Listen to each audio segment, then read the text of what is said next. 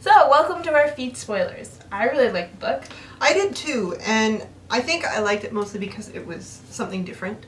It was really well paced, and every once in a while you just gotta like those zombies. I like the fact that it was set after the zombie apocalypse and zombies were there and they were part of the book, but it wasn't all about the zombies. Well, it was, but it wasn't about the traditional, oh my god, we have to escape from the zombies, we're not safe. It was...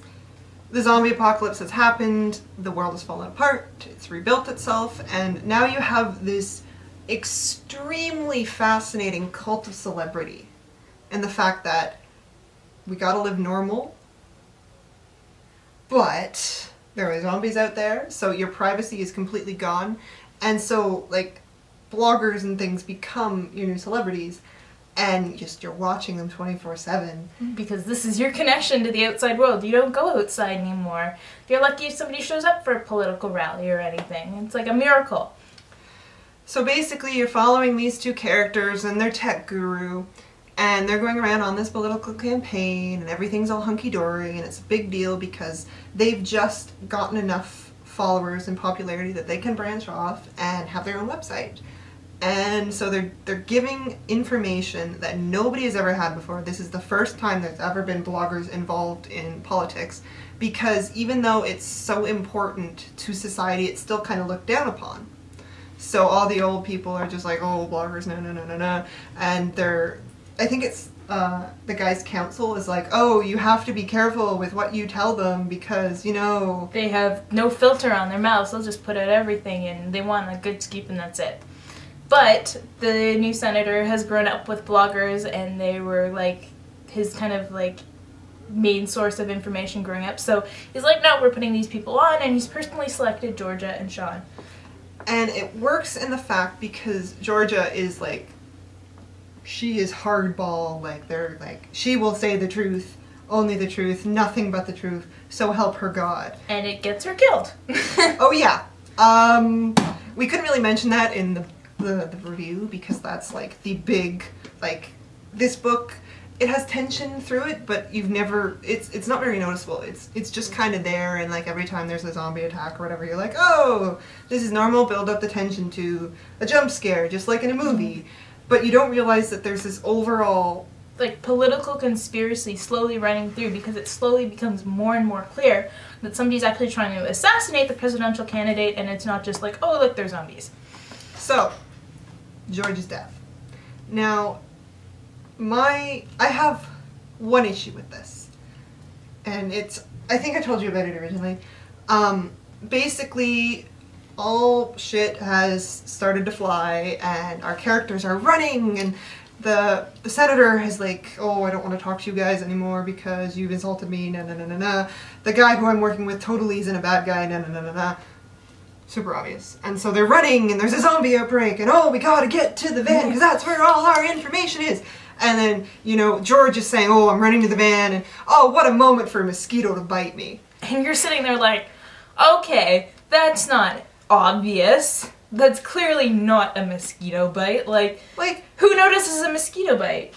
It's just like, it could have been just like, oh, I felt a pinch, but adrenaline, yeah. I don't know. And then she gets into the van, and they're like, oh, thank God we are.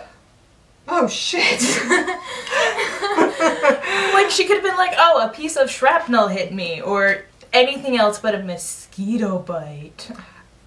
And so it's kind of silly, and then all of a sudden you have this horrible tonal shift. Not as in horrible as in it was, well, it is painful to read, but horrible as in... It's a good painful. It was meant to be just painful. Like really well done, because George is amplifying, and so she gets to write one last post. And you just, as you're reading this, you see her typing. She starts off pretty normally, but slowly the text starts to like descend into this like the garbled kind of thing, and it ends with like just her like screaming in text about for her brother to kill her. They made a mistake in killing me, because alive or dead, the truth won't rest. My name is Georgia Mason, and I'm begging you, rise up while you can. Mahir, I'm sorry. Buffy, I'm sorry. Rick, I'm so sorry. This is where shit starts to fly. Sean, I'm sorry, I didn't mean it. I would take it all back if I could, but I can't. All fading words. Go in. Can't do this, Sean. Please, Sean, please, I love you. I always know. Sean, please, can't hold on everything. Can't have to name my name, Sean. I love you, Sean. Please, please shoot me, Sean. Shoot me. What I found fascinating about this, other than bawling my eyes out, was that she's going on, my name is Sean. So you could almost, like, this entire book, you have these two people who aren't almost two people, they're two sides of one personality. And so it's almost that weird kind of acknowledging it in one of the most disturbingly depressing ways as possible. As she's like begging for him to shoot her.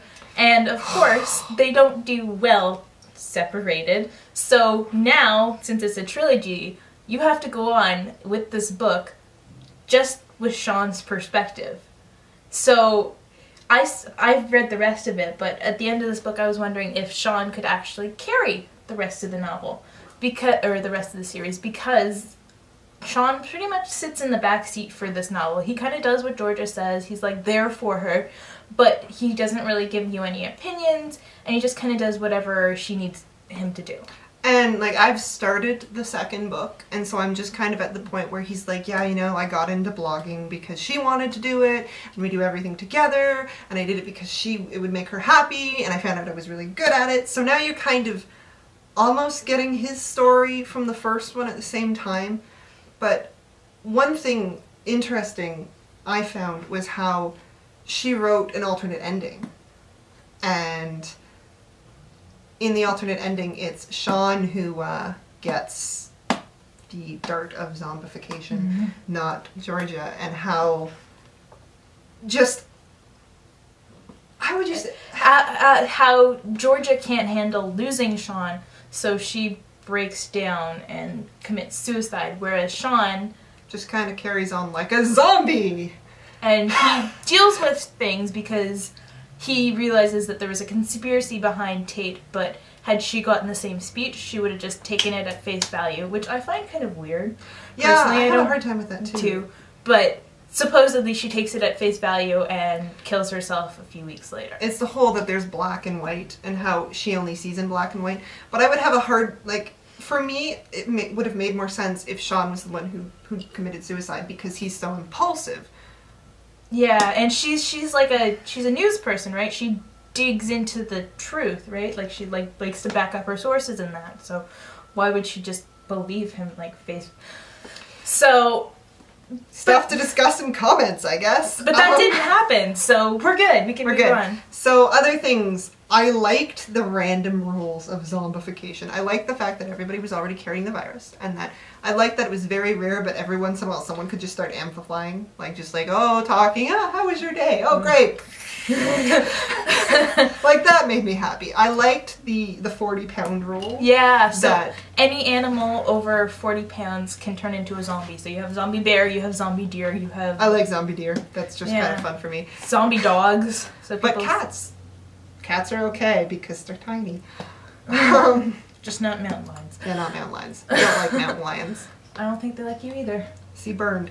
Other things, anything, I love that they named the Irwins after Steve Irwin. It just makes me so happy because she clever word plays everything. Yeah. She's got the Irwins, she's got Buffy, of course, like, she's a vampire slayer, so she's like, this is ironic, I'm gonna call myself Buffy.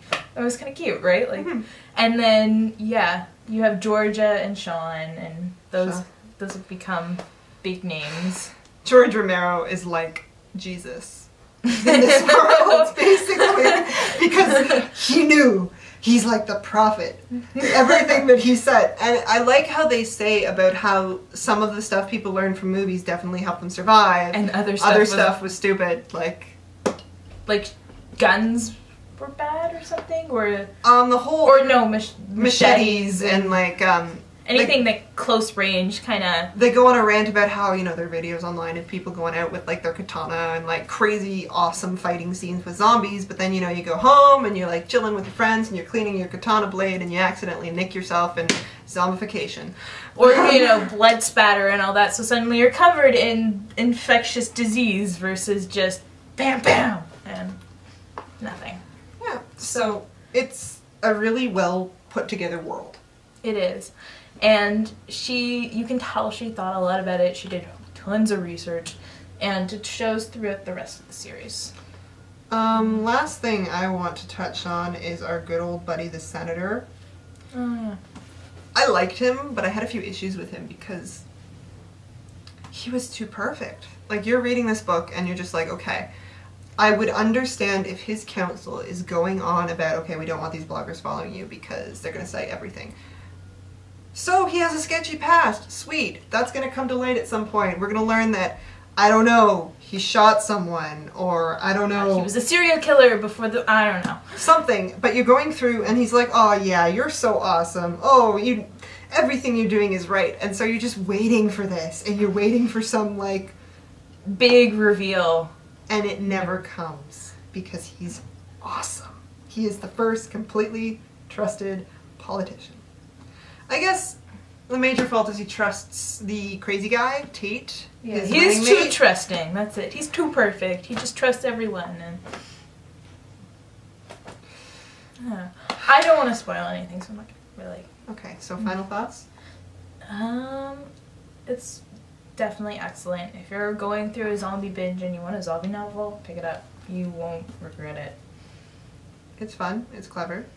It's different. It has very good tone. I like it. It's silly, but it's not too silly. Too silly. So, give it a read. Alright, see you next time. Bye-bye. I'm gonna go cry in a corner. Now we get to have fun. More fun than that was. Yes. There's a button back here. Is this it? No. I'm gonna push all the buttons.